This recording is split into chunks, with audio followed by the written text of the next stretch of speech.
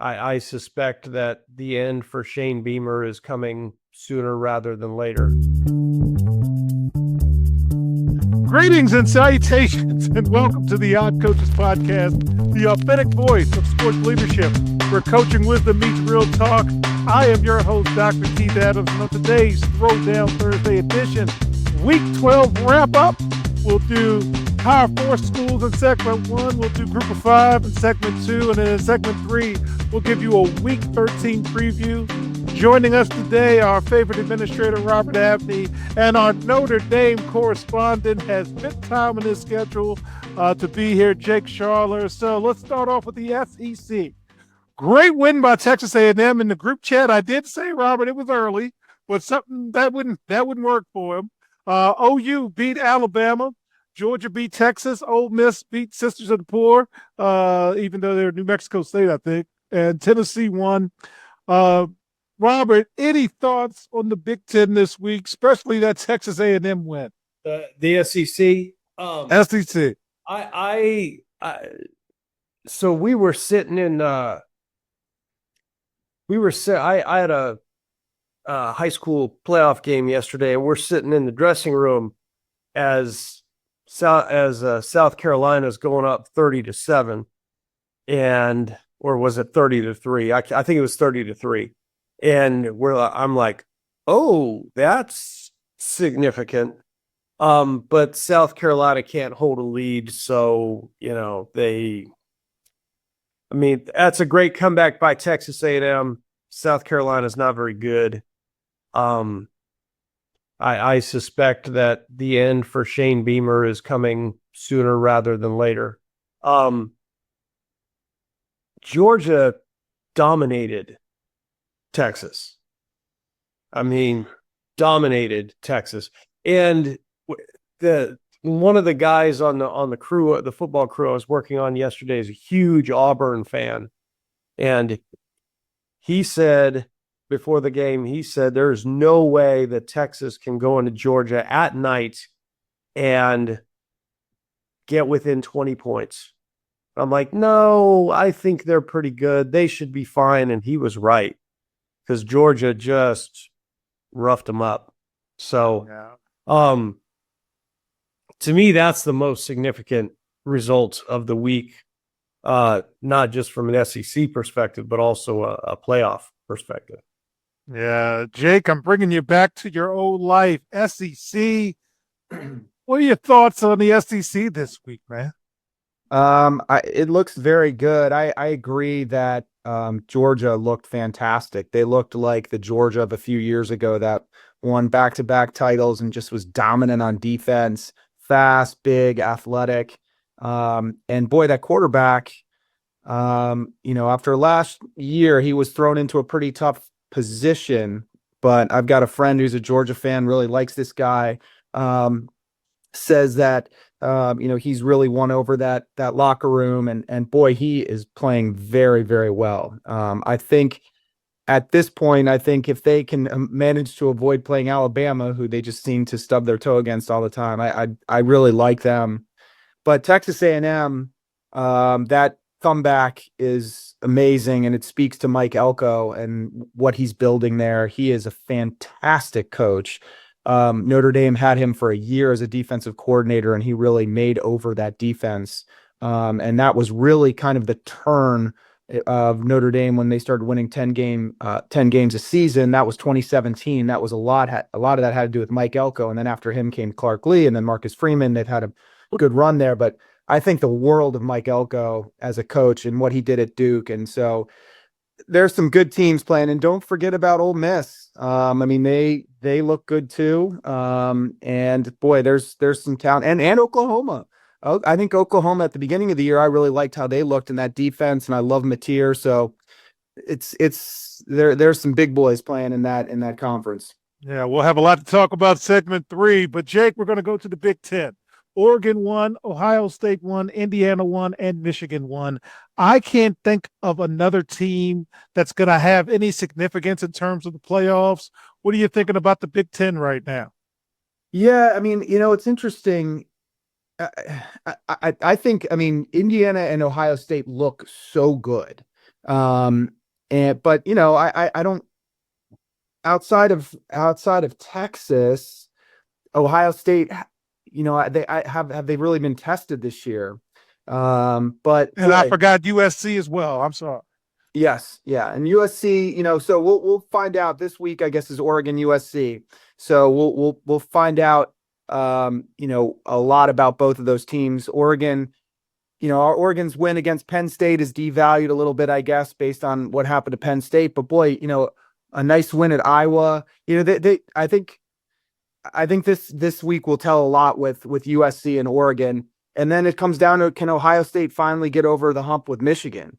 I think on paper they should, but you could have said that probably the last 3 or 4 years, so you can't just expect that they're going to go in and beat Michigan. And I think it's at Michigan this year. So, but those are, I guess those would be the teams that are in the race right now.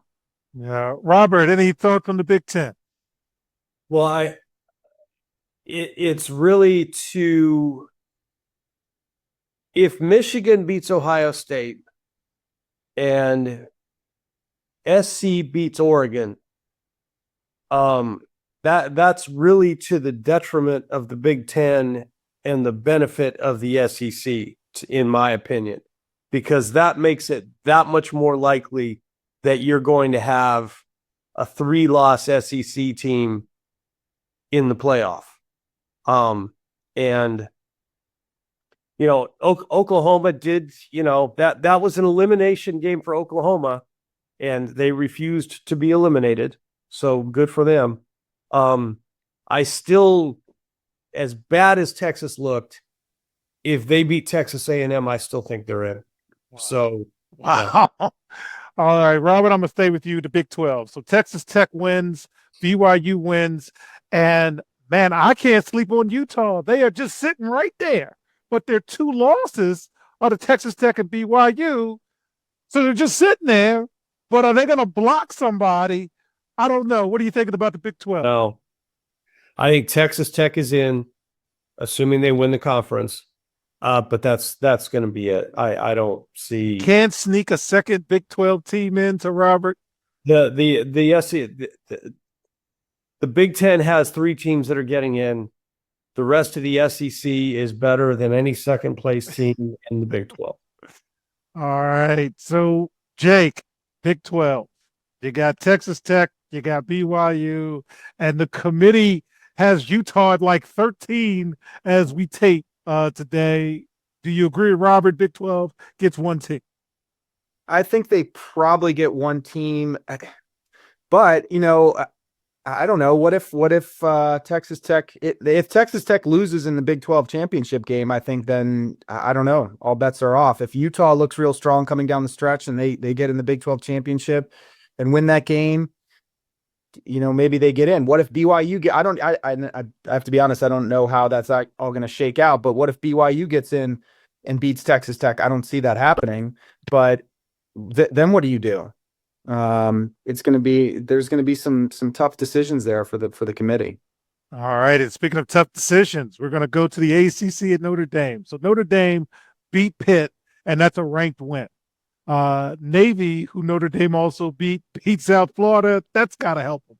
Miami is ranked high, but I don't see the pathway to the ACC championship for Miami. So once again, you're banking on Georgia Tech and UVA. Good luck with that. And then you got your Fighting Irish, Jake. So you've got the ACC at Notre Dame, sir. Talk to me about what you're thinking about. Well, I mean, it's very hard for me to say. Somebody reminded me of, I think it was 2018. I think, yes, it was 2018, and Notre Dame went 12-0. And there was talk of later in the season, because Michigan had started playing very well, can Michigan jump Notre Dame? And we had beaten Michigan fairly handily in the first game of the season. So it was crazy. So I get what people from Miami are saying. If they end up 10-2 and Notre Dame is 10-2 and they have a head-to-head win, I don't really have a good comeback to that. Now, I think Notre Dame is playing fantastic right now. They have the best player in the country, and that's just a fact. I mean, Jeremiah Love is the best player in the country. I'm sorry, he just is. Like, there's no better player in the country. He should be the Heisman Trophy winner. He won't be. He may not even get to New York, but he's the best player in the country. And he's probably the best player I've ever watched at Notre Dame. And they have a freshman quarterback who's fantastic. The passing game is coming along. This Malachi Fields, who they got from Virginia, 6'5" receiver with ridiculous catch radius. They got a great tight end. They're down 3 starting offensive linemen, but the offensive line is starting to gel. The defense is starting to play nasty like they did last year. Really nasty. So I think they are a team that is worthy of being in the college football playoff. But again, if things don't break right, I understand. I understand the reason why they'd be left out. They lost their 2 biggest games of the year. And so I could see why they would get left out. Now, the ACC, who the heck knows what's going to happen there? I mean, do I think Virginia should be in the college football playoff? No. Hopefully there's a way Miami could sneak back into that championship game, but I don't know. But who knows if they can even, I mean, they looked good yesterday, but boy, they've had some rough goes of it. I think Notre Dame probably ends up getting in. I think they, even if the committee won't admit it, I think they banked a lot of goodwill last year with how they did in the playoff. So I think they probably get in. If I had to bet, I would say they get in. But again, I understand all the reasons why people will say they shouldn't be there. Robert, you're our administrator. You're looking at the ACC, and there's only 12 slots. That's it. What are you thinking about the ACC this week? Whoever wins the championship game is in, and Notre Dame is in. I understand why Jake is saying what he's saying, but I don't see, if Notre Dame loses another game, they're out. But they should not lose another game. I feel like they understand the assignment. If Notre Dame wins out, they're in. They're in, because where they are currently ranked, that's not going to change significantly enough for them to fall out of the top 12 and top 11, really, because you're talking about a group of 5. And I just don't see any other. Miami can argue all they want, but they have 2 bad losses. They're both in the conference. They're not going to be in their championship game. And those losses are going to hurt them more than Notre Dame's losses are going to hurt them, because Notre Dame lost to 2 really good teams, and Miami lost to 2 not so good teams. So I don't see a world in which Notre Dame isn't in unless they lose. And I feel like, the ACC, whoever wins that championship game, I guess right now it would be between Georgia Tech and UVA. Ugh. All right. That whoever that is going to be 11, and they're going to play a road game at probably either the loser of the Big Ten championship game or the 3rd best team in the SEC, and good luck with that. Yeah. All right. So, fans, in segment 2, we're going to talk about the group of 5. You're going to hear a lot about James Madison on this show, not on the national show, because I'm sure they've got some alignment or some contract stuff. We'll be right back on the Odd Coaches Podcast. Today's student athletes face pro-level challenges without pro-level support. The CKA SAVE project is here to change that. For 16 plus years, Dr. Keith Adams and his team have provided comprehensive academic and athletic support from middle school through post-graduation transitions. NIL guidance, transfer portal navigation, academic coaching, career planning, they've got it covered. The CKA SAVE project. When your future is on the line, experience matters. Learn more at www.ckasaveproject.org. Welcome back to the Odd Coaches Podcast. In segment 2, we're going to talk about Group of 5, starting with the American and the Chokers. It is a conference full of chokers. So Navy, you got the win. North Texas, hey fam, my man Rob said at the beginning of the year with his fancy Texas book with 1,000 schools in it that North Texas was pretty good. Now, they lost a game or two or what have you, but they're still in the mix. So please pay attention to North Texas. And Tulane won. USF lost. So those 2 wins in the beginning that we said, slow down. Now you're telling the truth. Now you're seeing it. And Memphis lost again to ECU. So, Robert, the American, they can't buy a win when they need one. What are you thinking about the American? Will somebody still sneak in, or will we finally get off the American situation? The only way an American team sneaks in is if it's North Texas, because North Texas has 1 loss. And I mean, if you're the American, you don't want it to be Navy and Tulane because they both have 2 losses already. So you want it to be North Texas if you're the American. That's the only way a team from the American is getting into the playoff. Jake, have you even followed North Texas? We have. But have you even followed North Texas? A little bit, Keith. But I mean, I mean, I haven't watched them very much this year. I've seen them, here and there. But look, I would love to see Navy get in there. I just think it would be a great story. It'd be great for college football. But I don't know. I think North Texas is a good team. But I think I would love to see Navy get in. But I hear you on James Madison, unbeaten in their conference. So I don't know. It's too early to say. We'll get to them in a moment. Go ahead, Robert. It's gonna be. I mean, you can't, if you are a non-Power 5, Power 4, you can't have 2 losses. That's it. Can't do it. All right, Mountain Somebody's gonna come and they're gonna have 1 loss. Yeah. Right. That's gonna be it.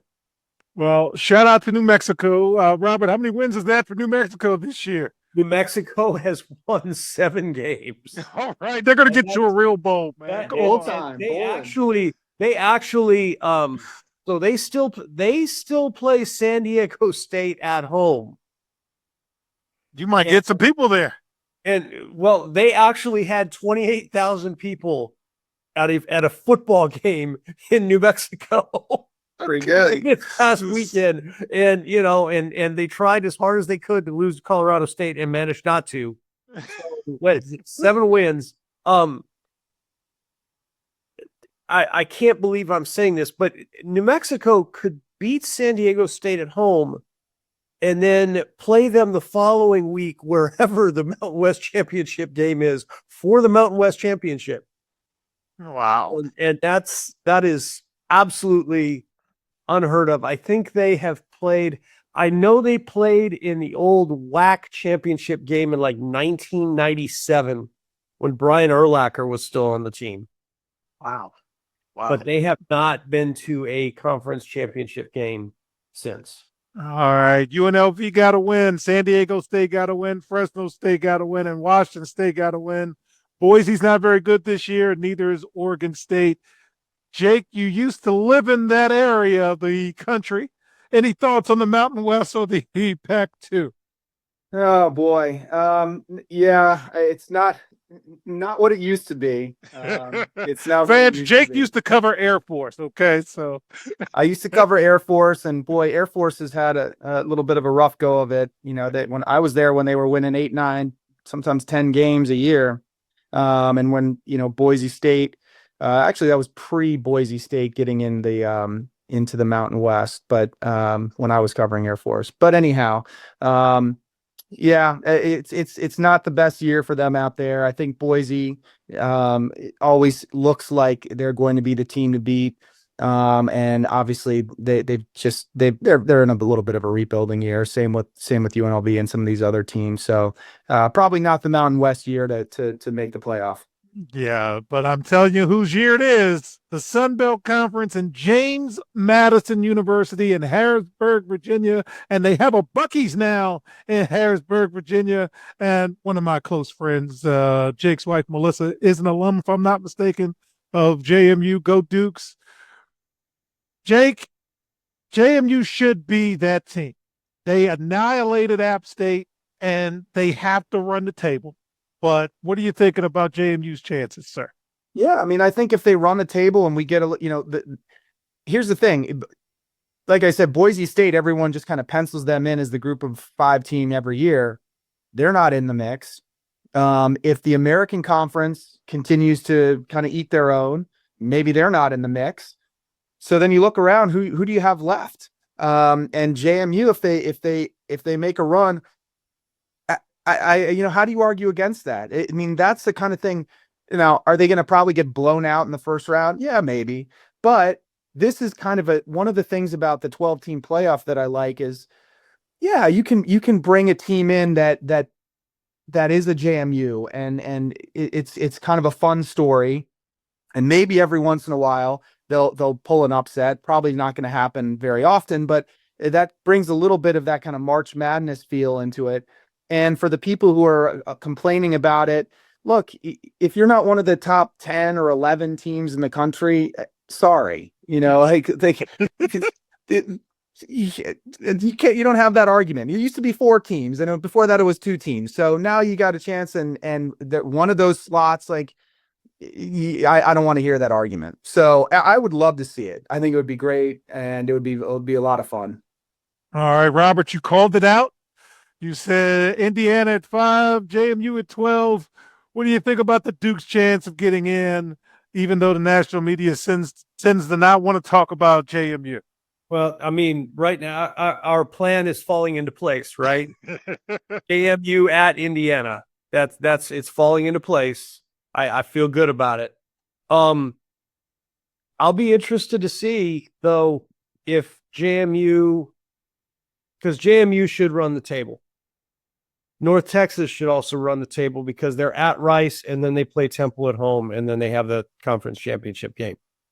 So the opportunity is definitely there.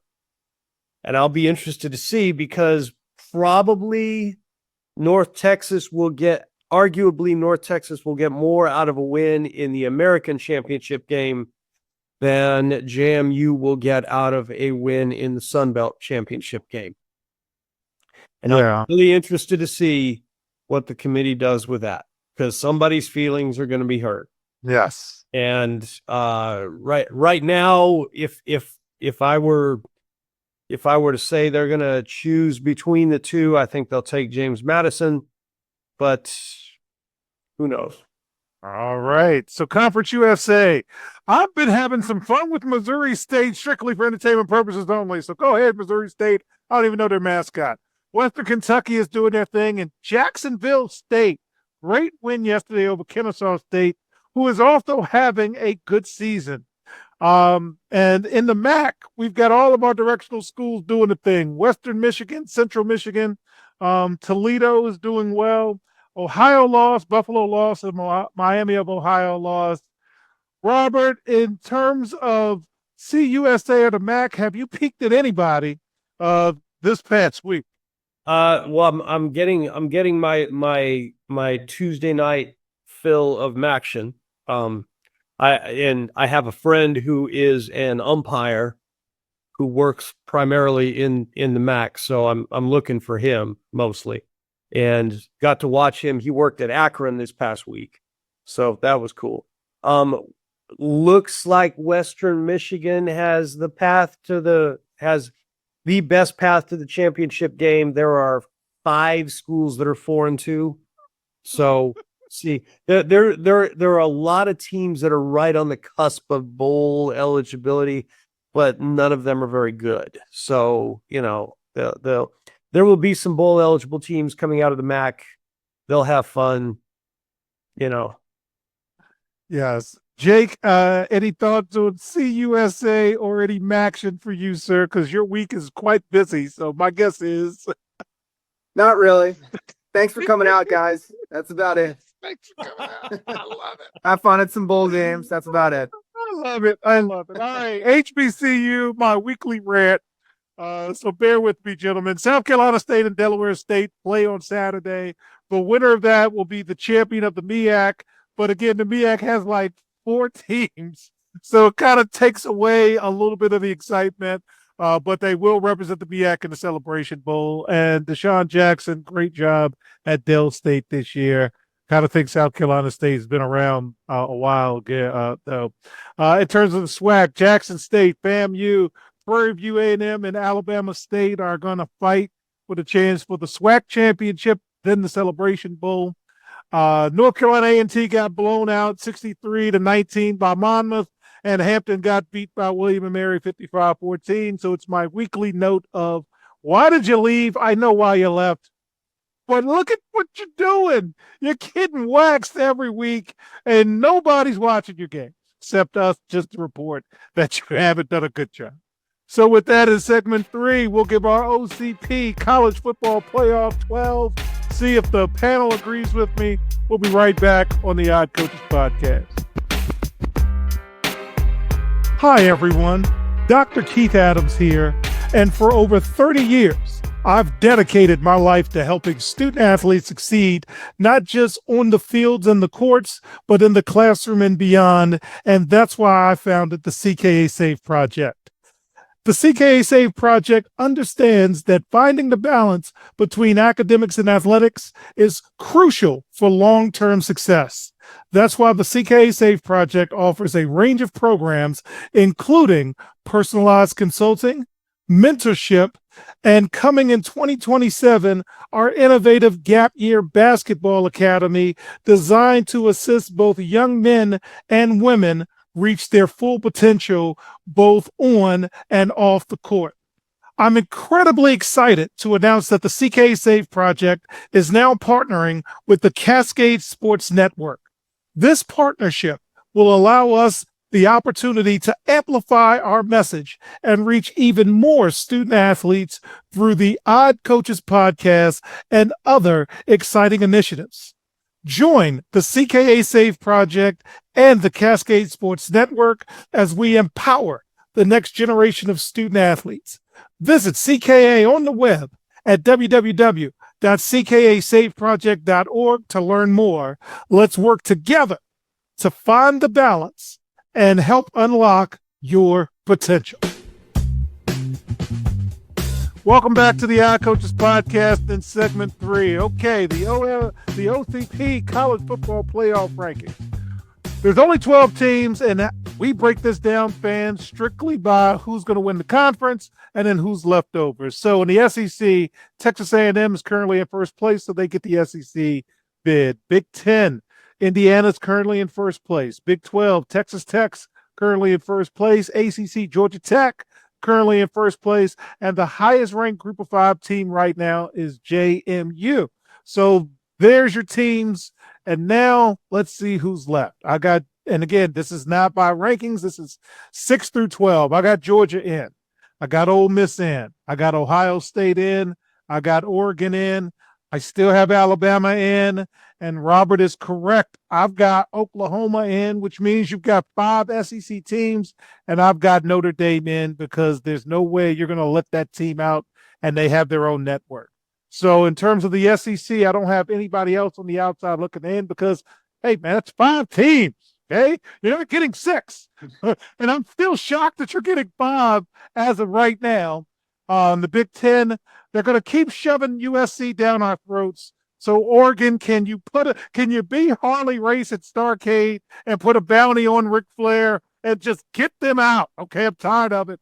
And because Michigan gets to play Ohio State and they care about that thing, they're going to hang around. But Michigan's no good. Okay, they're not good. But we got to do our thing. In the Big 12, BYU and Utah keep hanging around, but they're not going to beat Texas Tech. In the ACC, you still have scenarios, gentlemen, where the ACC champion might not be ranked. So UVA's in the mix. Pittsburgh's in the mix. That loss to Notre Dame was not a conference loss. It was just a loss. SMU still has a pathway to the championship game before Miami has a pathway to the championship game. And then Group of 6, Navy's hanging around, but they're not going. Tulane's hanging around, but they're not going. But, man, that dadgum North Texas, they're sitting right there, ready to mess it up. And at the beginning of the season, Robert with the big book said, hey, Keep an eye on North Texas. They lost that one early, and they kind of got lost in the shuffle, but they kept winning week after week after week after week. So I'm going to go to my sports reporter first. Jake, did I get it right, or where did I go wrong? What do you think, sir? No, I think you're right. I mean, I'm just kind of writing down. I'm writing down the SEC teams. I mean, They might get A&M's in. 5, Jake. Yeah, A&M's in, no question. Georgia's in, no question. I think Ole Miss is in, no question. I don't see how you leave out Bama or Oklahoma. So yeah, I don't see how they get less than 5. I don't see how that happens. Big Ten, I mean, yeah, Indiana and Ohio State are in no matter what happens. So that's they're 7 in. out of 12 right there. Yeah, that's 7 out of 12. And I think there's one other Big Ten. I think Oregon. Or I mean, if sorry, Keith, but if USC wins out, they're in. If they beat Oregon and they win out, I think they're in. What happens if Michigan beats Ohio State? They're 10 and Ohio State's they'll be still 10 in. and 2. Ohio State's still in. So yeah. So then I guess, yeah, one ACC team, one group of 5 team, one big. This is the thing that makes me a little bit nervous about the Irish. It's crazy. Notre Dame is already in by their rankings, and they're not going to drop. They're not going to drop. They're not going to drop. Lose. I don't know, because I think they'll get hopped by Oklahoma in the rankings this week, because the Oklahoma now has a very nice road win. That's a better win than Notre Dame has. So I don't know. I mean, I think they're, like I said, if I had to bet, I think they're in. But yeah, Keith, I don't know. I think you nailed it. The SEC's got 5, Big Ten's got 3, and then you kind of just place everybody else in from there. Yeah, and it's Robert who convinced me a couple of weeks ago in conversation where he just stood at me as he does and says, "You're gonna get 5. Yeah, you just gotta get 5." Robert, did I get it right, or what are you thinking, sir? Oh, I think you're right. I mean, what screws it up, and Jake is definitely right with this. If SC wins out, Michigan beats Ohio State, that means it's probably Indiana and Michigan in the Big Ten championship game. Or maybe it's Indiana and SC in the championship game. And if a 2-loss Michigan or SC team beats Indiana in the Big Ten championship game, that could make things very interesting, because if you have a 2-loss Michigan team that beat Ohio State, and you have a 2-loss SC team that beat Oregon and beat Indiana, okay, that would make things very interesting. It would make things very interesting for anybody in the SEC with 2 losses. Mm-hmm. Make things very interesting for Notre Dame. Do I think all of that is going to happen?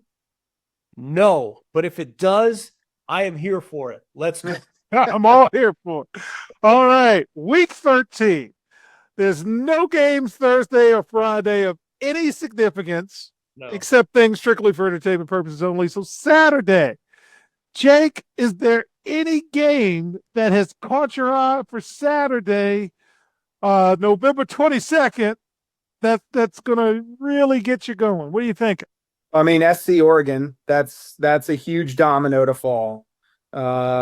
BYU, Cincinnati, that'll be interesting. Maybe it's an elimination game. Miami's got to keep winning. As just for kind of teams on the fringes, Texas plays Arkansas. Arkansas's, been a little frisky lately, and Miami's at Virginia Tech. So Miami's got to keep going, keep winning. Pittsburgh, Georgia Tech. I mean, there's a lot of kind of like the periphery fringe games going on here, where the teams that kind of have a last gasp hope of being in. Missouri or Oklahoma's at home against Missouri. Missouri's good. That could be a letdown for Oklahoma. If Oklahoma gets the 3rd loss, maybe they slide out. So there's a lot of games where If we don't just get chalk, there's going to be a lot of movement. All right, Robert, anything of note for you this coming week, sir? Yeah, that Missouri-Oklahoma game is an elimination game. Definitely. And I mean, Missouri has 2 losses right now. So if they beat Oklahoma, maybe they're back in the conversation. I don't know. Did they lose their quarterback, though? Yes, they did. I think, I mean, if you're the Big Ten, you're rooting for Missouri here for sure. Because that gives you're rooting for Missouri, and I think I don't know as the Big Ten cares about USC Oregon in terms of who wins that, because they've got 3 teams in, but if you want 4, USC beating Oregon is a path to get there. All right. So fans, this is a very special week for us, and this is a very special episode for me. The Odd Coaches podcast has crossed 700 episodes, and it's a heck of a milestone. And it all started because my friends and I didn't like where sports was going. Sports radio was loud. TV was loud. So instead of complaining about it, we did something about it. So every week we try to give you conversation over confrontation. And to have Jake on with us today, Jake covered Coach Adams when he was a coach, and he was there for a lot of our best moments, and also the worst moment of my coaching career was right in front of Jake when I went nuts. But this is how we like to talk about sports, and our audience has grown, and we have grown. So, Jake, any thoughts about the Odd Coaches podcast crossing over 700 episodes? Share your thoughts, sir. Well, congratulations, man. It's awesome. I love anytime I can have time to be on here. It's so much fun. It's reminds me of my old life as a sports writer and going on radio shows. And I have a blast with it. And I think you do a good job. You keep things tight, and you you cover some things that maybe some other shows don't. And you've always had a great personality, both as a coach to interview. You were a great interview. I always knew I'd get a good quote from you, and you do a great job with this. So I'm always happy to be and honored to be on your show. But congratulations, man. Thank you. And fans, when I say my worst moment, so we lost the state championship at the buzzer. Fowler got hurt, and I really, really wanted him as a public school player to be Player of the Year in the Washington area, and they weren't going to give it to him. And Jake just caught me at a moment, because it's Jake and we are friends. And it made for great copy for Jake, but I got yelled at by my boss after the fact. Robert, again, I can't thank you enough for everything you do for us. Any thoughts about us crossing over 700? I'm sure you're thinking about that interview that I hope is lost forever. Well, and I mean, again, it's 700 episodes. That's pretty significant, because there are a lot of podcasts out there, and most of them don't last that long. And it's a tribute to you and the work you do with the CKA Save Project. And I'm just happy that I can help support CKA and the work that's being done to sports student athletes all over the country. Appreciate it. So on behalf of our cavalcade of stars, I'm Dr. Keith Adams saying thank you for listening and or watching the Odd Coaches podcast, the authentic voice of sports leadership, where coaching wisdom meets real talk. Also seen on the Cascade Sports Network. And we will see you on the sidelines. Until next time, take care. We hope you enjoyed today's show. The Odd Coaches podcast drops new episodes every Tuesday, Wednesday, and Thursday. Make sure you subscribe to the Odd Coaches podcast on YouTube, Spotify, and iHeartRadio. Follow the Odd Coaches podcast on the X platform at Odd Coaches. Follow Dr. Keith Adams and the CKA Save Project on social media at CKA Save Project. For more information about the CKA Save Project, visit them on the web at www.ckasaveproject.org. See you next time on the Odd Coaches podcast.